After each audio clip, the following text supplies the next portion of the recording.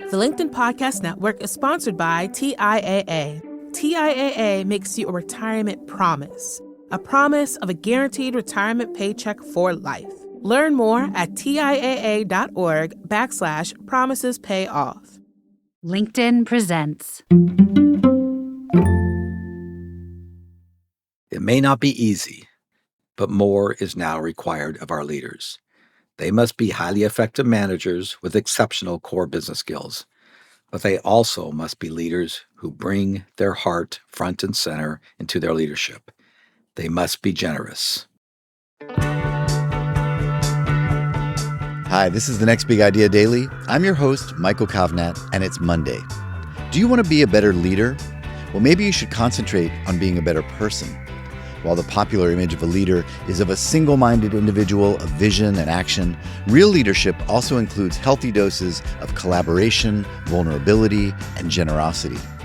Joe Davis spells out this approach in the new book, The Generous Leader: 7 Ways to Give of Yourself for Everyone's Gain.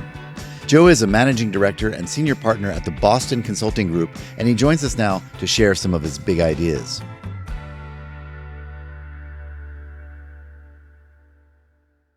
What is a generous leader? It is one who gives freely of themselves without expectation of direct personal benefit to help others develop, grow, and thrive at their full potential. I believe the days of command and control leaders are over. 2 reasons. First, today our work and life worlds have become very intermingled, leading to different expectations in the work environment. And second, these are disconcerting times on many fronts. People are uncertain. They are looking to their leaders to be there for them, to lead the organization with purpose, to lead with exemplary values. The work-life blur has been driven by much, but we cannot ignore the impact of technology and then the pandemic. From the BlackBerry in 1999, the first time you were always on, to the personal computer, to your cell phone, to Zoom, work is with you 24/7 if you let it be. And with the work from home pandemic, our home life and our work life literally became one for so many. On top of this, we live in disconcerting times. There have been many tough moments over the last 50 years or so, but one can argue we have not seen so many at roughly the same time. Coming out of COVID, what is hybrid work really? More seriously, regardless of which side you might tip on the issues, January 6th in the United States, the Russian invasion of Ukraine, the Hamas-Israel conflict, and the impacts on the Jewish people and the Palestinian people.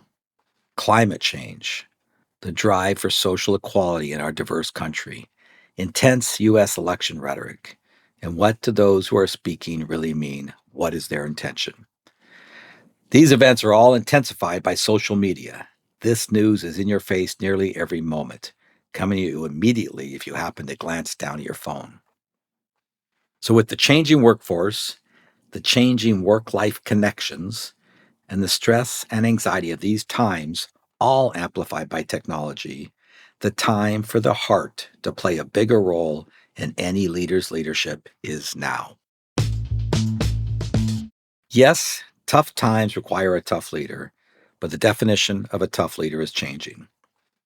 One might ask, do these tough times that you've noted require a tough leader? As the saying goes, is it really time for a generous leader?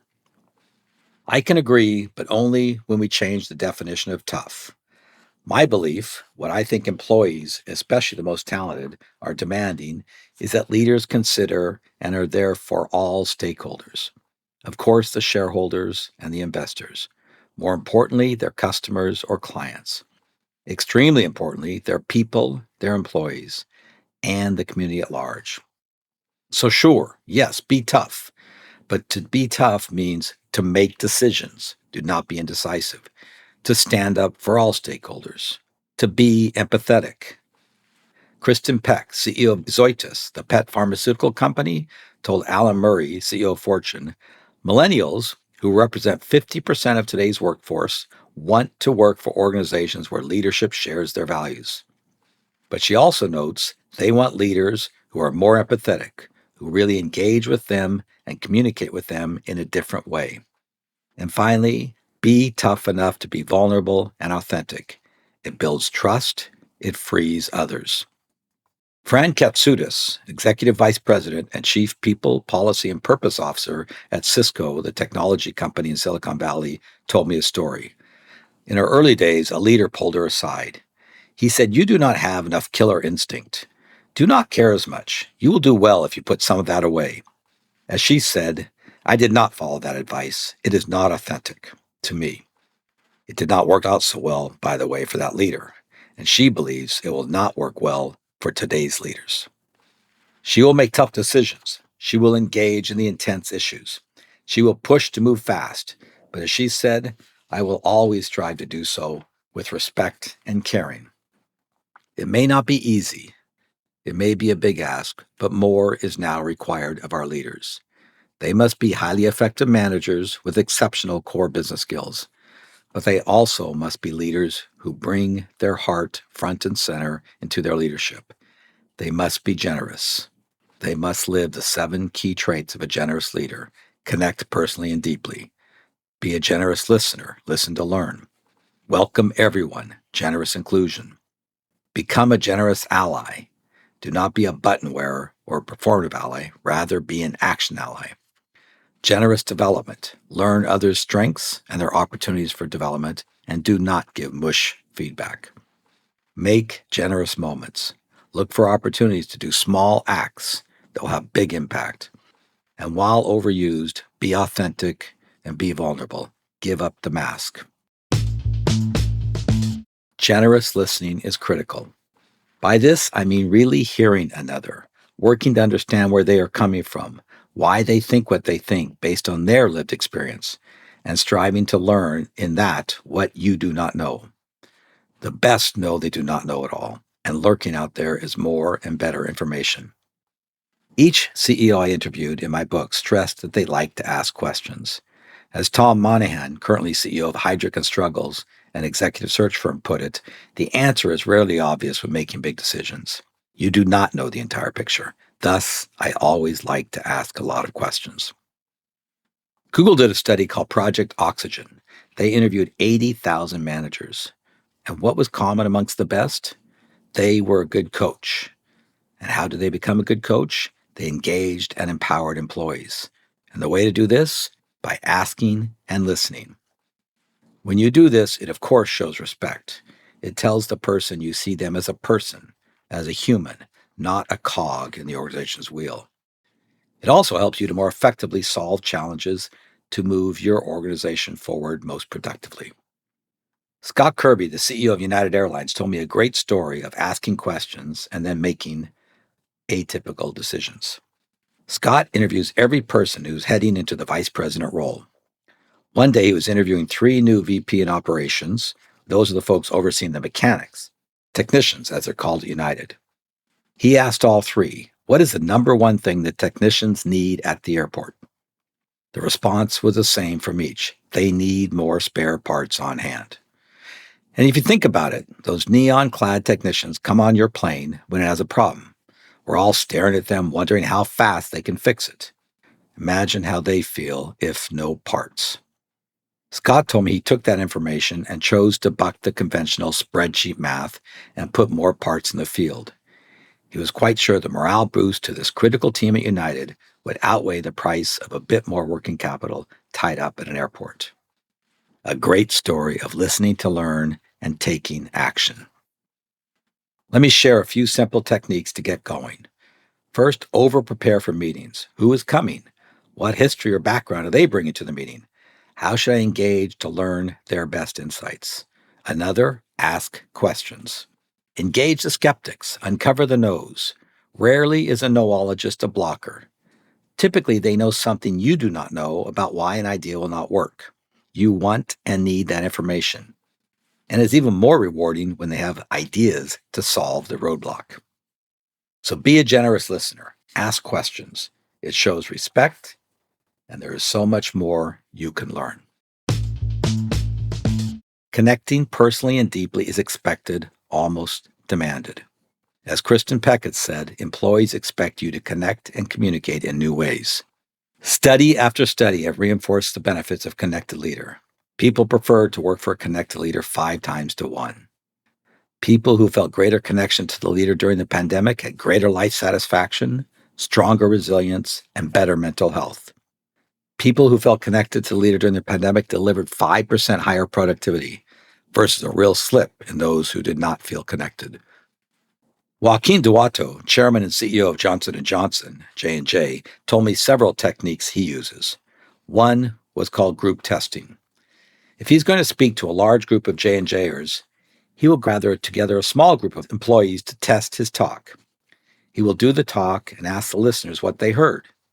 He writes down the words they heard him say, which are not always the ones he used, and he switches to those words that connected most with the listener. He will also ask someone to tell him what he said if they were to go home and tell their family at night, what did Joaquin say today? He then incorporates those insights into his talk. So let me suggest some techniques that you might try to be more connected. I will first say you must remember to see the person, not the role. Your people are humans, and they want to know that you know that. Create your own sounding board, as Joaquin does. Trim the word count in your messaging. University of Maryland reported that we focused for 26 seconds on something we're reading or hearing. That's not long.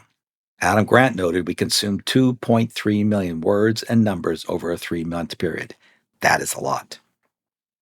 Harness technology. Be aware of the tools your teams use and use them. Apply the once, twice, 3 times rule. The first time you make a point, the listener hears the words, but are not engaging in what you're saying as they're trying to sort out where is this going.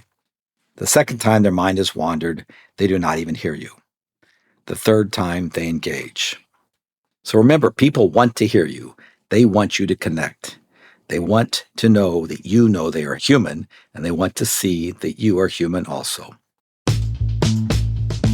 People are expecting their leaders to take off the mask, to be vulnerable and authentic, to be honest.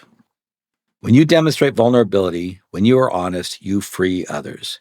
You free people to expose their roadblocks, their fears. They feel more empowered. Performance of all improves. A good friend and colleague told me of a time he crossed his line into a more vulnerable place. Saying "I do not know" was not his thing. He reported if he was leading a team meeting and he could see everyone was stuck and they were about to turn to him for help, and for help that he may not have had, he would leave the room before having to say, "I do not know."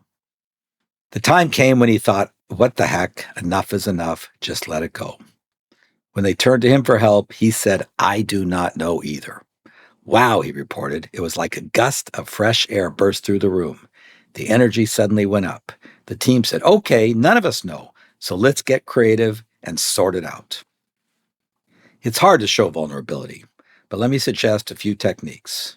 1, release your own fears. Think back to a time when you showed vulnerability or deep honesty. How did it feel? Hard? Did you make it through? You must have. You're here now. You can do it again. Another idea, watch others. Christina Sistrunk, former CEO of Eris Energy, told me she likes to carefully observe other leaders when she sees them sharing a moment of honesty and vulnerability.